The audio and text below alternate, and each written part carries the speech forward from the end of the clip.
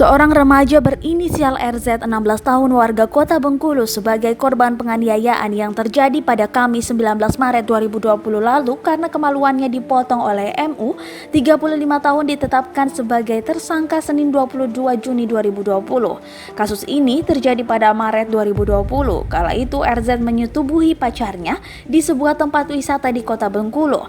Persetubuhan itu diketahui oleh paman pacar RZ yakni MU.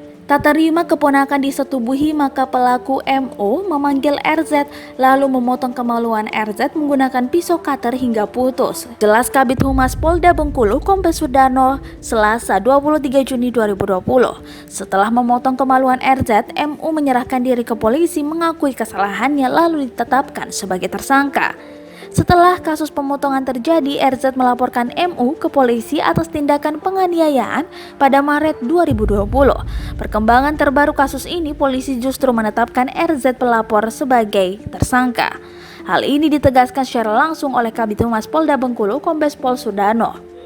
RZ ini sebelumnya melaporkan paman korban yang melakukan penganiayaan dengan cara memotong alat kelaminnya di kawasan wisata Pantai Panjang karena dugaan telah melakukan pencabulan terhadap keponakannya. Setelah melalui pemeriksaan ternyata benar bahwa bersangkutan RZ telah melakukan tindak pidana persetubuhan atau pencabulan sehingga kemudian ditetapkan sebagai tersangka oleh kepolisian. Jelas Sudarno, tersangka RZ dijerat Undang-Undang Perlindungan Anak karena korban pencabulan masih di bawah umur dan terancam hukuman minimal 5 tahun penjara atau maksimal 15 tahun penjara.